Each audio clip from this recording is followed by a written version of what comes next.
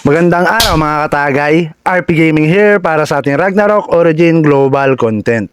Sa video na to ay magpapalit tayo ng Krasnaya build. Titignan natin kung pasok siya sa meta. Pero bago ang lahat, intro muna! Let's go. Yo, I'm like an addict, do I gotta have it. I ain't even playing, got a really bad habit. If it moves, gotta grab it, fuse like a magnet. Lose, won't have it till I'm doomed in a casket. I ain't playing, got a weird. So yun nga mga katagay, kumusta na kayo? Magpapalit pala tayo ng Krasnaya build. So bakit ba tayo magpapalit? Medyo nagsawa na rin kasi ako sa bash type. Oo, malakas yung bash type sa knight. Pero syempre gusto ko munang sumubok muna ng iba. Saka nadagdagan naman yung ating ignore defense dahil sa bagong patch. Kaya siguro magkakaroon na rin ng damage tong yung Stardust Strike kahit sabihin mong bit type tayo. Nga pala yung tungkol dun sa ignore defense. Ang alam ko, pang skiller lang yun, saka pang normal attack. Kaya kapag ka-crit type ka, hindi mo na kailangan ng ignore defense. Kasi automatic na bawat tama ng crit mo is naka-ignore defense na yun. Kaya nga double damage yun eh. So paki-comment na lang sa baba kung iba rito sa Ragnarok Origin. Sa core pala nung ating Krasnaya build, dito pa lang yung nakukuha ko. Gagamit tayo ng Swiftment para sa heal nung Lion Roar. Tapos SS boost para dun sa Stardust Strike na damage. Tapos Dauntless Order para sa buff. Sa armor set, ang gamit natin ay yung Gov set. Pero pwede kayo magpalit ng rider set, depende sa inyo. Madali lang naman magpalit-palit ng set depende sa sitwasyon. Magre-reset din pala tayo ng skill. Kukuhanin pa rin natin tong bash, level 5 lang, para lumabas tong fatal blow. Kasi naka naka Bogon card. Habol kasi natin dito yung stun. Ile-level 5 natin yung provoke natin para lumabas yung injure. Pero ile-level 1 lang natin yung injure natin. Kasi baka kulangin tayo sa skill points. Siyempre, level 10 natin tong Sword Mastery. Tapos, level 9 lang tong HP Regen. Kasi kulang na tayo sa skill points.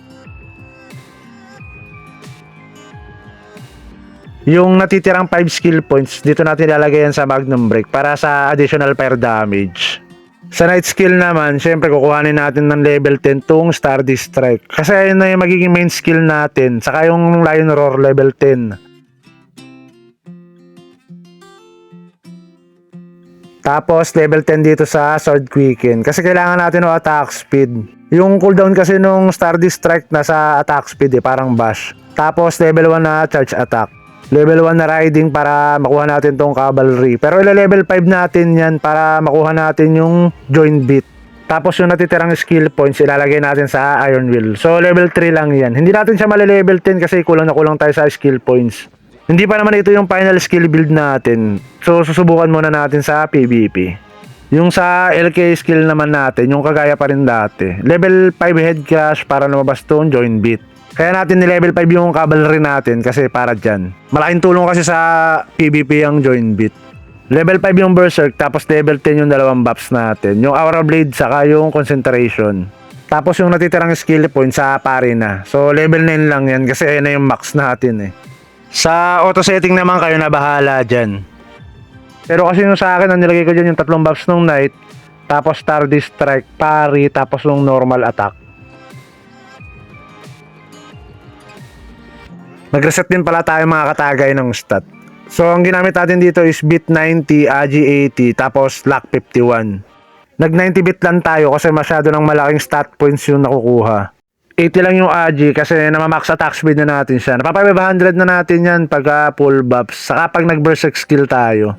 51 lock para sa crit resistance natin yan. Ang baba pa nga, 70 pa lang yung crit resistance ko. Level 2 pa lang kasi yung tranquility ko. So babaguhin pa natin. Ang dami kong mora coin kaso nga lang wala talaga akong Eden coin. Ignore PDF natin pa 1.6 na. So kailangan pa natin pataasin yan. Pero ang priority ko sa ngayon yung crit resistance. Kailangan kasi natin pa 100 dyan para makita natin yung kunat. So try muna natin siya dito mga katagay sa dami.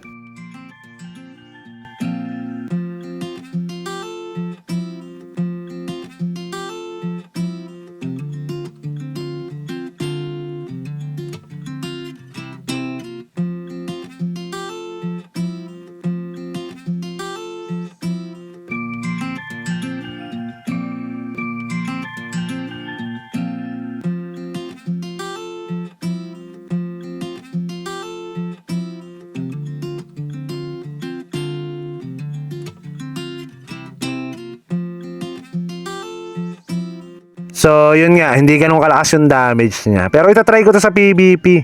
So, kasi nag-heal pa yun dun pag nasa PvP. Kasi yun dun sa Lion Roar. Tara, test natin sa PvP.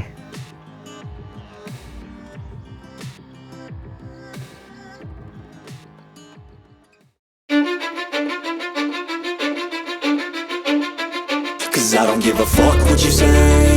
Yeah, I'ma do shit my way. So you can go kick rocks, I'ma stack bricks up, build what I want to make.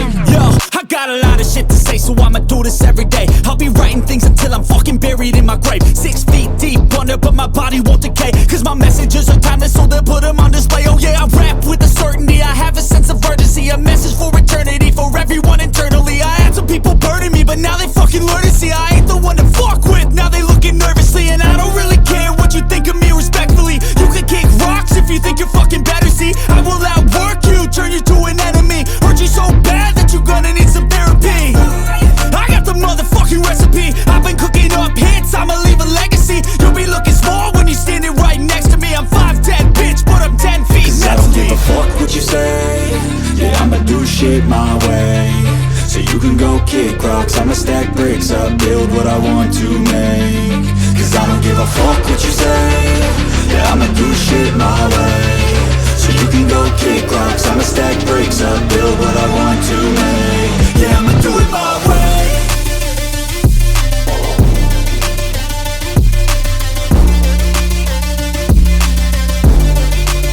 Yeah, I'ma do it my way.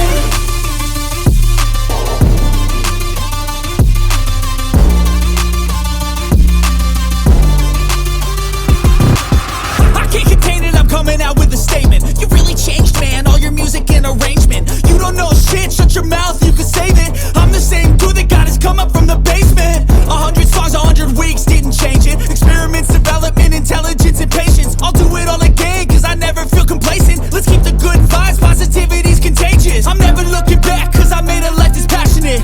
A college graduate suppressing all his talents, yeah. He found a way to go and change, become an advocate. For taking control of your life, go out and battle. And you think you have a dream, then act on it. Get after it, get out your head and fucking capture it. You got one life to master it. Don't give up on your future, we all start losers. We're all late bloomers, gotta struggle through the sewer. What you say? Yeah, I'ma do shit my way. So you can go kick rocks, I'ma stack bricks up, build what I want to make. Cause I don't give a fuck what you say. Yeah, I'ma do shit my way. So you can go kick rocks, I'ma stack bricks up, build what I want to make. Yeah, I'ma do it my way.